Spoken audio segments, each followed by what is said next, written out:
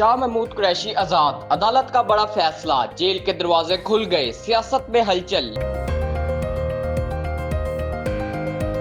لاہور کی انسداد دہشت گردی عدالت کا بڑا اور چونکا دینے والا فیصلہ، پاکستان تحریک انصاف کے رہنما اور سابق وزیر خارجہ شاہ محمود قریشی کو رہائی کا حکم دے دیا گیا۔ یہ فیصلہ 9 مئی کے 2 دہائی پروفائل کیسز میں سنایا گیا۔ عدالت نے جیل سپرنٹینڈنٹ کو مراسلہ جاری کرتے ہوئے واضح ہدایت دی کہ اگر شاہ محمود قریشی کسی اور مقدمے میں مطلوب نہیں تو انہیں فوراً رہا کر دیا جائے۔ یاد رہے کہ لاہور میں قریشی کے خلاف 14 مقدمات درج تھے، جن میں سے وہ 3 میں بری ہو چکے ہیں، جبکہ 11 مقدمات ابھی باقی ہیں۔ گزشتہ روز اسی عدالت نے 9 مئی کے کیسز میں ڈاکٹر یاسمین راشد اور اعجاز چودھری کو 10 سال قید کی سزا سنائی، مگر شاہ محمود قریشی کو مکمل بری قرار دے دیا۔ سیاسی حلقوں میں اس فیصلے نے تہلکہ مچا دیا ہے۔ کیا یہ رہائی آنے والے دنوں میں پاکستانی سیاست کا رخ بدل سکتی ہے اور سیاست کا میدان مزید گرم ہونے والا ہے؟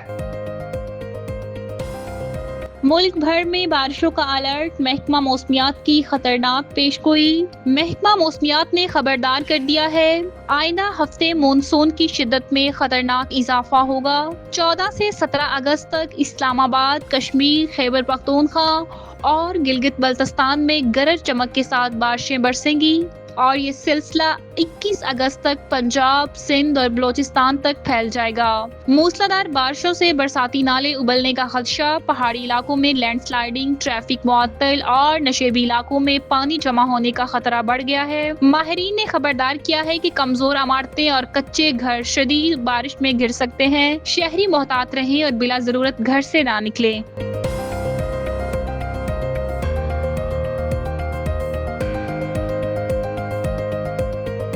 یہ کیا تماشا ہے؟ اداکارہ بھڑک اٹھی، زہریلا کنٹینٹ بند کرو، صحیفہ کا معاشرے کو چیلنج۔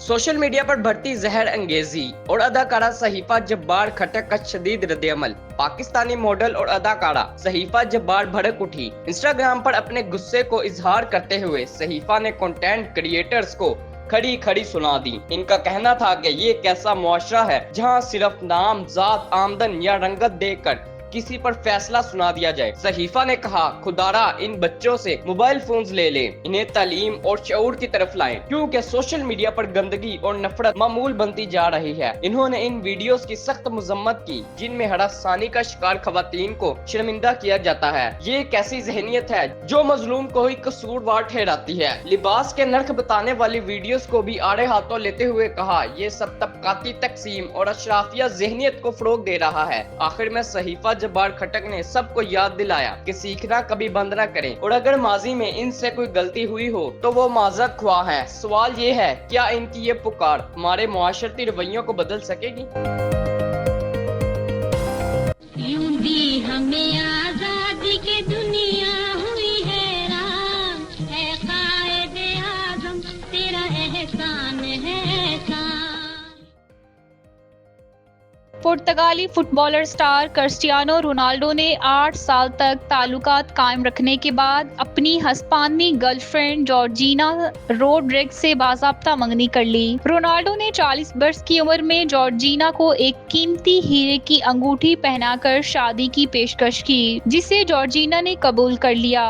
انسٹاگرام پر شیئر کی گئی تصویر میں جارجینا کا ہاتھ رونالڈو کے ہاتھ پر رکھا ہوا ہے اور ان کی انگلی میں بڑا ہیرا جڑا ہوا ہے۔ پوسٹ کے کیپشن میں جارجینا نے لکھا کہ میں نے ہاں کہہ دی اس زندگی اور آنے والی تمام زندگیوں کے لیے۔ رونالڈو اور جارجینا کی ملاقات 8 برس قبل میڈرڈ میں اس وقت ہوئی جب جارجینا ایک فیشن برانڈ کے آؤٹ لیٹ پر ملازمت کر رہی تھی۔ اس ملاقات کے بعد دونوں کو پہلی بار 2017 میں ایک ساتھ دیکھا گیا تھا۔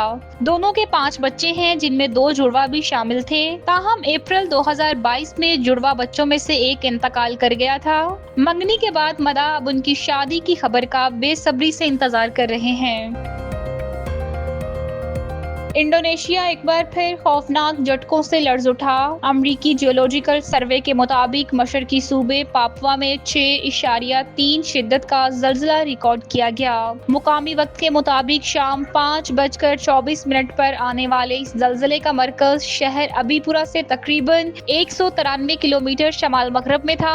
खुशाइन खबर यह है कि पैसिफिक सुनामी वार्निंग सेंटर ने वाज़िया किया है, इस जल्जले के बाद सुनामी का कोई खतरा नहीं। अब तक किसी जानी या माली नुकसान की तला नहीं मिली। याद रहे, इंडोनेशिया बहरुल काहल के रिंग ऑफ फायर पर वाक़या है, एक ऐसा इलाका जहां जल्जले और आतिश फशानी सरगर्मियां आम हैं। माजी में यही खित्ता कई बड़ी तबाहियों का मरकज रहा है। 2018 में पालू शहर में 7.5 शिद्दत के जल्जले और सुनामी ने 2000 से ज़ायद जानें ले ली, जबकि 2004 में आचे सूबे में 9.1 शिद्दत के जल्जले और सुनामी ने सिर्फ इंडोनेशिया में 1,70,000 से ज़ायद अफराद को मौत के मुंह में धकेल दिया।